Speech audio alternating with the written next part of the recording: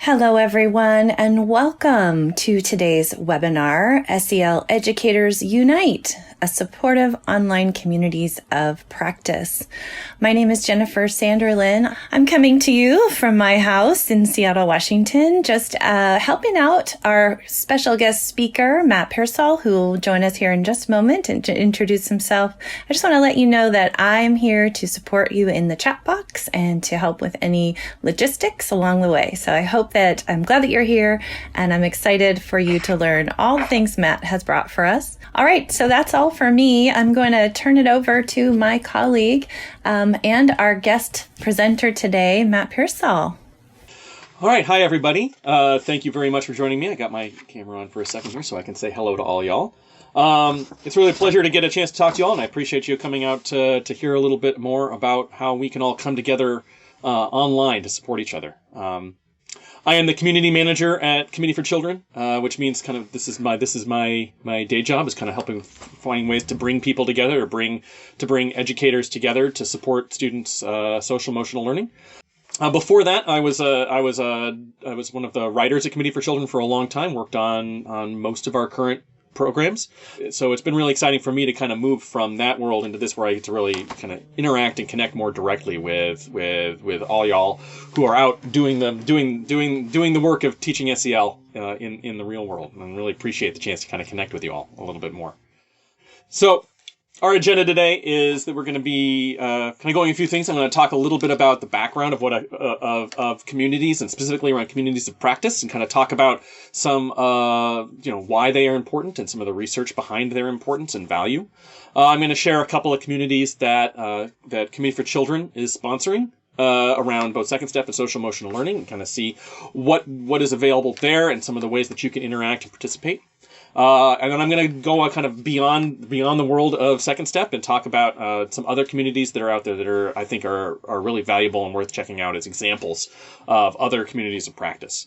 And finally, we're going to talk a little bit about how you can do this work yourself. This is very much a thing that anybody can do. It doesn't take a lot of technical know-how or anything like that. There's great platforms that are out there that you can use, and there's a lot of value that you can generate in your own communities around building something like this. And of course, there'll be time at the end for questions as well. So as you've got questions, either feel free to put them in the chat box or in the Q&A space. Jen will be watching and keeping an eye out for questions, and she'll either jump in when there's one that's particularly relevant in the moment, or we'll get to them at the end. So with that, I want to thank you all very much. I'm excited to get started here. So I'm going to start with talking about what is a community of practice. So community of practice, it's nice that there's a lot of research behind the value of these.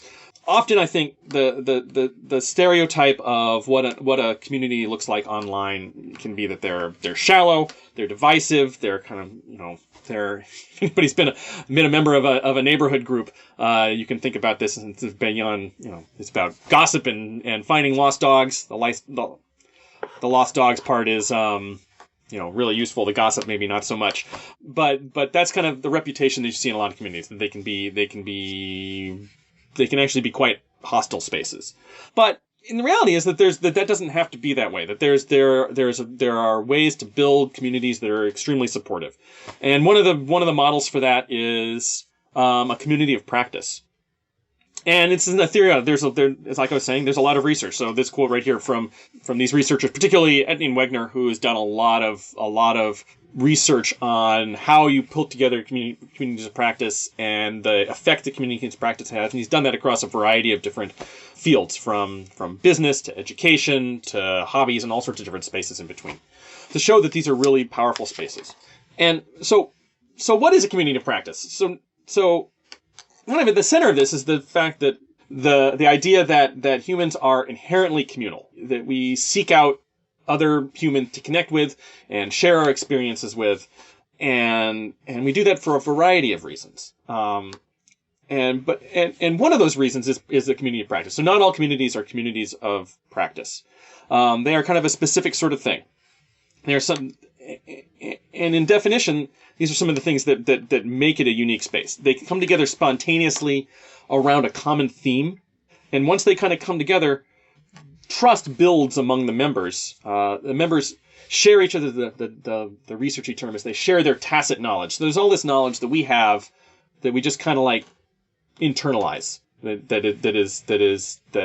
we just kind of, we don't really think about it as being a particular valuable piece of knowledge. It's something we know. But as we get into a community, we start to be able to like share that. We start to surface all of the knowledge and experience that we have.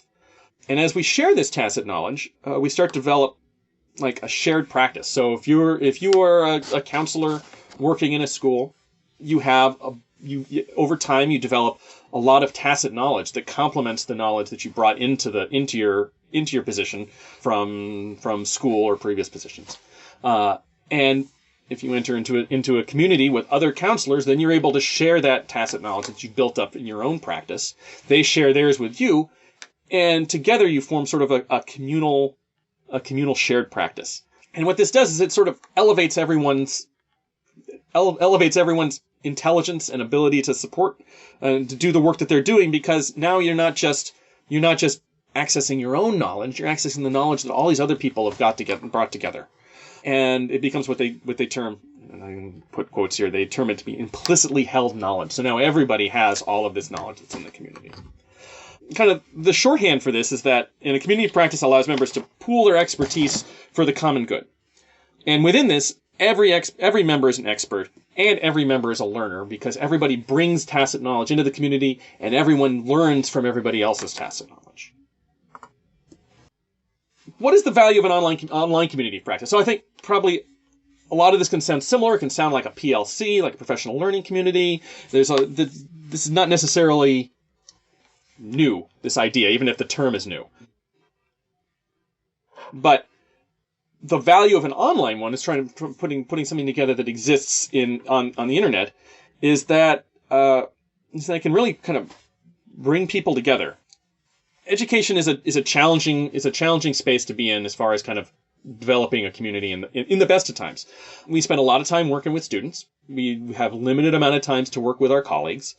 And when you're working with your colleagues kind of in person at a building level or at a district level, it can be hard to find time to collaborate around things they're passionate about. For example, social emotional learning, because now you've got an even smaller subset of your colleagues who share that passion and are willing and able to devote the time to it to collaborate.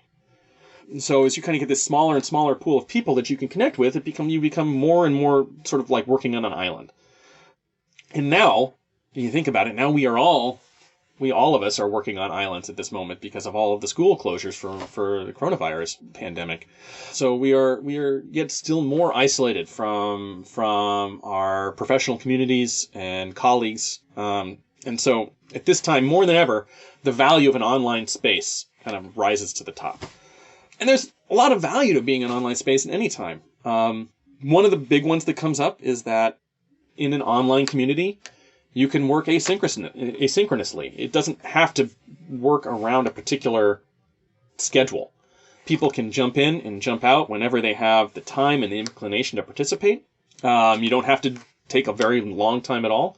I've seen statistics for some of our communities where, the average person is participating 5 minutes a day. But when you have a lot of people that are all participating 5 minutes a day, you're still building a lot of collective knowledge. And there's simply a greater reach and a greater to an online community. You're able to connect with people from all over the country and all over the world. This is one of the original selling points of the internet, and it really rings true in these spaces for a couple of reasons. One, it gives you the opportunity to connect with people who have a shared experience to yours, who may be working with a similar population of students or in a similar sized district, but who are removed from your direct experience, so they have their own expertise that they can bring in, and they can likewise learn from you. Also, on the flip side of this is you can get exposed to a diversity of opinions and ideas that you wouldn't normally be able to get within your own school or district community. Can help giving you the opportunity to learn things you didn't even know you wanted to learn. And the last kind of part of it that's really powerful about these online communities is that their knowledge is preserved. In some communities and some platforms do this better than others, but kind of one of the overall things is that once knowledge is shared in the community digitally, it stays there. And it's searchable. Sometimes it's easier to search it, sometimes it's harder to search it, but it's all searchable so that the knowledge is much more easily preserved. So what does this look like? What does an online community look like? So the first one I want to share with you is our own Second Step Educator community. This community was founded as a spontaneous community initially of elementary school counselors that came together because they all were using Second Step and they wanted to support each other. And it was a small but vibrant community that was doing really great work supporting each other's work. And in December of 2019, so not that long ago, we at Committee for Children reached out to this community and asked if they wanted to be the official Second Step Educator community, and we were able to make that happen. And since then, it's been growing very quickly. We're almost at 3,000 members now, and it's been extremely active. Some of the things that you can see in this community is that you get a chance to have a direct conversation with Committee for Children. So you don't get to hear from us, but you actually get to talk with us and have a conversation with us. And this can show up in a lot of different ways. I mean, so first of all, you get to instant updates about what's going on. This has been particularly relevant right now with the coronavirus crisis and our own supports that we've been providing to educators around that. Is that being part of the community, you get to hear about these things pretty much as soon as they happen. I'm also project managing our coronavirus response, so I make sure that the communities get to know about things as soon as they're able to talk about it. Both stuff that we have available now and stuff that we have that we're working on that isn't quite available yet. Another important part of this conversation is that we reach out to community members. We just like everybody is learning from each other. We really see this as an opportunity to learn from you all about the work you're doing and how we can better support you. I think a really good example of this, if you look at the example I've got up here, is that way back a month ago, before the pandemic was really a pandemic. It's hard to imagine that just a month ago we weren't really sure if this was going to be a big deal or not. And here in Seattle, where Committee for Children is based, we had one school district that had closed, and we knew that we were kind of the center of the pandemic, but we didn't actually have any idea whether this was going to be what this looked like nationally. And we posted a poll, a very simple poll, and the response came back that the majority of our members from around the country were getting ready for school closures, and this was a big wake up call for us to say this isn't just a local thing, this isn't just a Seattle thing, that there's a lot of people that are getting ready, and we better start getting ready as well. So that was a place where community input really informed our decision making. And finally, we appreciate the feedback that we get from educators around our products and our offerings and all that sort of stuff. When people post here, we take it very seriously. We log it and we put it into we reference it when we are planning our own work. And a really powerful thing about doing this in the community, you could email us, you could call us up, and you can give your feedback, and it gets logged, and we take it just as seriously that way. But when you post in a community, all of a sudden other people jump in and they say, hey, I've been thinking something similar, or here's my ideas around this. And it's really valuable for us to be able to see not just the idea, but the kind of support that the idea generates from other people. Another really important part of the community is that this is where educators are connecting with each other and sharing resources. So there are people using Second Step all over the world, and many of them are coming up with supports and adaptations and supplemental resources for the program. And they come into this space and they share it, and now everybody gets to benefit from it. And you can see kind of different examples of what this looks like right here. There's more to Second Step than we at Committee for Children are ever going to be able to do on our own. But as educators come together and support each other, we're able to find a lot of supplemental resources that can really improve your using of Second Step. And finally, I think what's really the most powerful and important part of this community, or any community, is the support from the experts. And like I said, the experts are you. You're an expert. Everyone who uses this program out in the world is an expert. You're an expert for how it's used in your building, in your school, for your students. And the questions and answers that come in the community are really the lifeblood of it. This is people step in and they ask questions, and it's so important that people kind of come in and ask a question. Because every time somebody asks a question, there's 10, 15, 20 people that have the same question that they haven't asked it. And then other people get a chance to share their expertise and pool their knowledge and come up with the kind of like authentic support from educators in the field that is just impossible for us at Committee for Children in our offices to provide, because ultimately we are not out in the field. We are not using this program we are like you are. And to have the chance to connect with other educators and get real world tested answers to your questions is invaluable. And we also find it invaluable ourselves. We love listening to these because they really inform our own thinking about our programs. And the last thing that's nice that happens is we do live exclusive events in these communities. So, for example, we did a interview with the creators of the Imagine Neighborhood podcast, which is a new podcast for doing social emotional learning for young children, early learning, ages 4, 5, 6, 7. And we did a live interview in our community there. And we do stuff like that. You have a chance to meet not just people externally, but also you get to meet people from Committee for Children, as well as meet fellow members and learn a little bit more about the work that they're doing in their various different communities. So another community I want to share with you, this is another community the Committee for Children sponsors, is the Social Emotional Learning and Education community. So this community is a little bit different. This is something, we sponsor this community, but it has a very different take to approaching social emotional learning. It is not a product-specific community. It's not about Second Step. In fact, it is an aggressively non-commercial space, and that includes us talking about Second Step. And we've created this really as a service to the wider world of social emotional learning, as a place where people from all over the world can come together and talk about all of the different flavors of social emotional learning and share resources about that span the whole. There's a lot. Social emotional learning is a very big tent, and we try to create space for all of it right here in this community. This was another spontaneous community that started that we were able to kind of come in on, and we're actually partnering with some other folks to run this. So this is not just a Committee for Children community. It's a partnership among several people. And it's a really unique space, international and highly engaged social emotional learning community. You're going to hear as much in this community about the work that the United Nations and the OECD are doing around social emotional learning as you're going to hear about CASEL.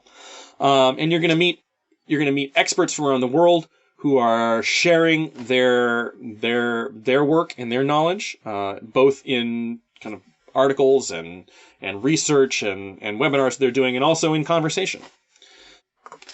Speaking about that conversation, there is a lot of helpful conversation that happens in this space, and it can span quite a lot of different topics, from research to practice to theory, to SEL adjacent things like mindfulness. There's a lot of really interesting conversations that happen that kind of go beyond what you would hear just in kind of US based conversations or Second Step focused conversations. And then kind of the last thing to bring up at this is that it's a chance to connect with SEL Thought Leaders. There's a lot of people that come into this that are present in this community. There are board members of CASEL that are members of this community. There are prominent SEL researchers that you would recognize that are part of this community.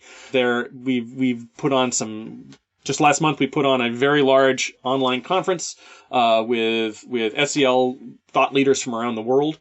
That all came together to talk about various different kind of aspects of what they're doing in places like India and the United States and Canada and Poland and Brazil and it's just fascinating and inspiring and nothing else. It's really inspiring to realize that the work we're doing around social emotional learning is truly global, and that there is a growing and interest in it that I find really exciting. So.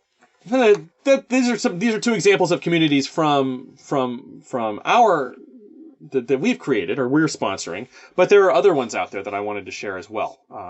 So this is another Facebook group. It's called the Global Educators Collective. Up until last Friday, this was called the Educator Temporary School Closure Community. This is an amazing community for anybody who is working to adapt to school closures and online learning right now. This group came together I joined it on the very first day it formed, which I think was about a month ago. And it grew from, on that first day, had 60,000 members in the first day. At this point, it has 125,000 members. It's a huge collective that has come together to create some just amazing supports for educators that are moving to online learning. And these supports are not supports that are written by companies. These are supports that are created by educators for educators, kind of in the moment. Initially it was a lot of educators from like China and Italy coming on and saying, here's what our experiences were as we had to deal with this, and with educators in other countries in America, kind of learning from that. And then as we've moved into school closures, kind of coming together and supporting a lot of different work. There's great tutorials on how to use various different like recording platforms like Google Classroom or Zoom or Seesaw, or all those different things that are provided there. No matter what you teach or your whatever subject, whatever your role, there are a lot of other people in there that are providing supports. There's a lot of questions that have already been answered. It's a tremendous resource at this time, and I highly recommend going and checking it out. This group has spawned a whole host of like satellite communities that are more focused on particular topics. I think there's including school counselors and elementary educators and subject matter specific groups. And so there's a lot of support in this space for how we do our work in this kind of new and hopefully very temporary reality of school closures. Another community I wanted to share, and I only want to share it because I think it's a really good example of a mature community that's been around for a long time. I don't know if you're familiar with the AVID program. They have an online community. It's been around for a long time, and I share it just because this is the inspiration for a lot of what we're doing in Committee for Children is the work that they've done. They've got a great group that really comes together and supports people in a lot of different ways. If you use AVID, I just think it's worth knowing about. I think there's other organizations that do this really well as well. Class Dojo has great supports. Is another example of an organization that does great kind of online communities and been doing it for a long time. And then we've been talking a lot about Facebook, and I think that I talk a lot about Facebook because a lot of these communities do tend to form on Facebook. Facebook has put a lot of effort into making their community experience accessible and user-friendly. And so because of that, that's why we use it as our platform. That's why a lot of other organizations use it. Education organizations are present on Facebook. But those aren't the only places you can go and look for communities. Another example I want to give are these two subreddits on Reddit. And I mention these, and I say, there's these great educator communities on Reddit, and people go, Reddit? Oh, isn't that Reddit is a lot of different things. And if you kind of show up at the front of Reddit, you could be really horrified at what you might find on Reddit. I think it's a lot better than it used to be, but it is certainly a freewheeling space with a lot of different people talking about a lot of different things. But if you skip this front page and you dig down, there are amazing communities that exist on Reddit. And I think that these two communities, the teachers community and the education community, they are amazing and active spaces, and very well moderated, with a lot of great kind of content and participation. And as you can see right there in the numbers, they're also huge. I was just on the teacher community this morning, and just jump on, and there's 2,000 people that are active at the moment, and you can post and talk with them. And the way Reddit works really surfaces good content, so it's an accessible space. And again, they also have a whole network of education communities on Reddit that are kind of interconnected, that you can see there. And one of the nice things about Reddit also is that you don't need to have to go and read. You don't need to have an account or anything like that. You can just go there and you can look at it. So you can get an idea of how it works without having to actually join. So I'm kind of coming to the last part I really want to take a few minutes about is to kind of talk about how you can do this yourself. Communities don't have to be. There's these great communities that exist, and I encourage you to kind of reach out and look for communities that work for you to kind of support your practice. But I also want to encourage you to try to do this on your own. in some of these things I point out and go, oh, 100,000 members in this community or 5,000 members in that community. And that's important in these big public communities because often I think the rule of thumb among community managers is that you'll get about 10% of the people in your community are actively like participating. And so you need a large community in order to kind of get a critical mass of conversation. But when you make more focused communities among your own colleagues at maybe your own at the building or district level, you can get much higher kind of percentage of participation. And so you can have a really vibrant community at a much smaller scale. And it really is a great strategy for bringing together your colleagues across, within your building in a way that's asynchronous, so that you don't have to take, so when collaborative time is at a premium, you can have these other channels where it's a little more flexible. Also across districts and cities and at state levels, there's great examples of state level organization called SEL for US. That uses communities to organize at a state level to promote social emotional learning. So they're an example of kind of building state level advocacy organizations. So it's really just kind of a matter of kind of creating one of these things and getting the word out and letting people know about it. These are some platforms that work really well that are free. So obviously we've talked about Facebook. Slack, which is very common in the business world, but is a free platform. You can create it and invite anybody to it. It works very well on mobile. And desktop, and is used very, very commonly for building kind of online communities that are also more private. So Slack is more private than Facebook, and that the only people that are going to see it are the people that you invite to see it. And it's very simple and user friendly to use. It's a great platform for building a simple community. WhatsApp is another one. This is one that tends to be is extremely popular outside of the United States, but can work for anybody, and it is. You can use your computer for it, but really it's phone-based, so it's much more mobile. And you can build kind of private communities of people who kind of come together and share their expertise. It's another great platform. So as you're kind of considering doing this, just kind of some simple tips around it.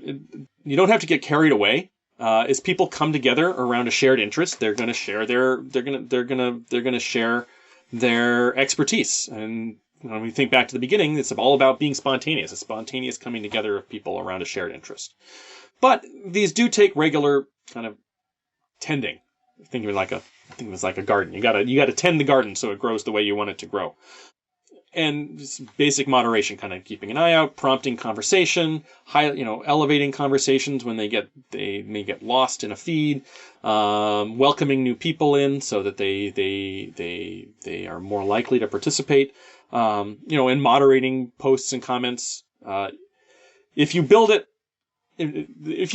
people may come, but they may not stay, or the conversation can go sideways if you're not kind of keeping an eye on it. So as you think about kind of putting something like this together for your own colleagues to use, just think about making sure that you set a little bit of time aside to moderate the group and do some stuff to kind of help people feel welcome. So that's it for me. I'm just going to give just a brief overview of the communities that are out there and ways that you can use community to support your own educational practice. And at this point, happy to take questions and answer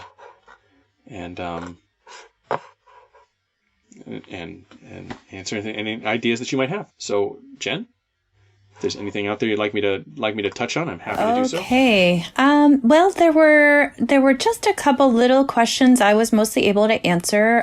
Some people are not as familiar with Reddit. I know what you mean by just really wanting to get directly to where you want to go. There's so much there, and it's a very open space. So I think people are a little hesitant, but it looks like those areas you found, the ones we have highlighted and the links that I put in the chat box, and that everyone will get after this presentation, it sounds like there maybe could use a little bit more information about that. Someone asked if you could have a private Reddit thread, and I don't know what that means exactly because I don't know Reddit as well. But just I think some people are not on Facebook or not necessarily as savvy in these areas. So if there's any more you can add, that would be good. Sure. So I think that the not on Facebook thing I think is a common one we hear and hear it a lot. and I think there's a lot of really great reasons why people aren't on Facebook. I myself was not on Facebook for a while until I stepped into this role that I'm in right now. I think the first thing I'd say is that I would encourage people to think about, because Facebook is such a, I'll give you a little window in the internal part of Facebook, because I've actually gotten a chance to participate in some of Facebook's kind of internal work around their building in their communities, is that I think that they as an organization recognize that people are not as happy with the Facebook experience of kind of connecting with lots of different people and this person from high school that you haven't talked to in 30 years, but they post crazy stuff online and it makes you really angry. And that's sort of like the way we think about Facebook has driven a lot of people off of it, and they recognize that. And they've put they're putting a lot of emphasis into making this community experience a much more kind of positive and useful experience where you're actually learning and gaining knowledge and only participating in the kind of communities you want to participate in. So my first thought about people who are not using Facebook, that it might be worth reconsidering and saying maybe it's worth getting back on Facebook. You don't have to friend anybody. You can participate in communities without having a single Facebook friend in your feed, and just have the communities that you want to participate in. And just use it for that experience, because there's a lot of value out there in that. And I think that rather than saying just don't use Facebook, just to kind of reassess how you might use that platform. So, but that being said, there's a lot of people that aren't on Facebook, and I think it's important to acknowledge that. And that's why I think that as you think about kind of perhaps building your own platform, or your own community. So think about some of those other ones like Slack or WhatsApp, where you can just invite people in. Somebody asked about a Reddit platform, whether you can do private Reddits. I would say I don't know. I don't actually know Reddit all that well from a moderator point of view. I just use it as a participant. So I can't really answer that. But there's other platforms that exist where you can create your own private spaces. And Facebook itself, you can create private spaces where nobody else can see it. So Facebook has those privacy controls on their groups as well. In fact, our Second Step group is a private group, so people can't see the posts outside of the group. I think it's also kind of a matter of knowing who the people that you want to bring into community are, and finding out from them what is the space that they want to be in. For instance, for our work committee for children, we set out, do we want to do a Facebook group? Do we want to host this somewhere else? And in looking into it, we said, there's no perfect platform where everybody is going to be able to be present, but we felt that Facebook kind of met the needs, that we wanted to create something that was user-friendly and didn't require people to make kind of a special trip and extra time just to participate, because we recognize that educator time is very scarce. And so that's why we went with Facebook, because it kind of met that need for the people who are able to be there. But if you've got other other groups that come together in different ways, and there's just a lot of different platforms out there that you could explore and use. That is true. It could be a little overwhelming. So I'm glad that you were able to kind of curate this little list for everyone. I'm definitely going to, we'll have this in the chat box links on our resources slide. We do have another question that came in. Sorry, I'm just scrolling back to find it. It was, any specific resources supporting extremely vulnerable students and families during this time that you might be able to offer? I think I would highly recommend you go to that Global Educator. Let me toggle back to it. This group right here. I highly recommend you go out there to it, because I've seen lots of conversations around supporting vulnerable students, and students they've got IEPs, or they're vulnerable because they're more impacted by trauma, or all sorts of different things. This group has provided a lot of different. There's a lot of expertise in there, and I've seen a lot of conversations around it. You can look in that group. You can ask questions in that group specific to whatever specific kind of student you're thinking of as you ask that question. It's a great place to go to kind of connect with that. Great. thank you for that. I've reposted that one in the chat box as well. So if anybody wants to just go there right now, if you're eager to see some of those resources, I think it looks great as well. So I am going to go ahead and plug our other webinars we have coming up while we have a moment. So I'll put the link for you to sign up again if you want. Same place you signed up for this one. Although some people are receiving links from others, which is so great that someone is passing on these great webinars to you. So I hope that, that's so great, but you do need to register yourself so that you can be counted as a registrant and attendee. If you log in under someone else, it is a little trickier then to get your follow-up email. So just make sure you're logging in with your own email and you should be fine.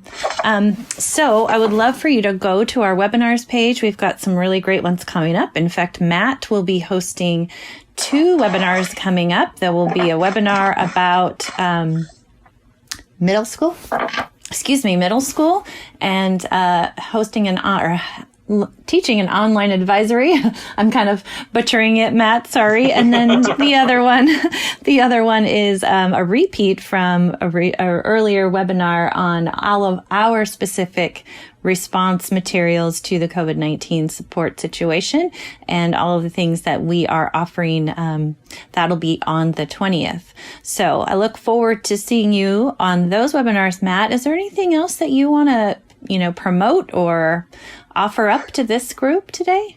Well, I think I'll just kind of leave it with our educator community and just saying I'm on there all the time. I'd love for you all to if those of you who are interested in joining it or to join and say hello. Appreciate getting a chance to see you all there. And also our SEL education community. Feel free to come out and check out those as well. And then, of course, I will be on a couple more webinars coming up, and I really look forward to getting another chance to talk with you all. I guess just stay safe and stay healthy, and we'll talk to you soon. Wonderful. Well, thank you, Matt, for taking the time with us today. I just want to mention too, just for the last, we've got most of you still on with us. I just want to mention just for the last time that we will send a follow-up email that will have all of these resources. It will also have a copy of this PowerPoint. It'll have a resources slide that will have all of the links on there, so you can easily forward that out to other people. And I hope you will, because this is certainly, these are many different groups that all of your colleagues could join, and you could really make what you're doing stronger. So I hope that you will forward these things out. This webinar is also being recorded, so we'll have the recording available, and we'll have the on-demand version very soon. So you can find that on our secondstep.org/webinars page, and or also on lots of these topics and things like this are on our YouTube channel. You might want to check out too, just as another resource. There's so many resources. I encourage you to look around, but man, I'm so glad that Matt put these together, because it's a jungle out there. Okay, well, thanks everyone for joining us. We really appreciate your time. We know that this is a little bit tricky time to be teaching and learning, and we appreciate you coming to us to learn. And we're so glad that you can collaborate with us as well. We look forward to seeing all your great ideas in the Facebook communities. And please also just reach out anytime that you have questions or needs from us. We love to hear from you. Okay, well, that's it for us today. Thank you so much. Again, we love to see you on the next webinar very soon. Have a great rest of your day, everybody. Bye-bye.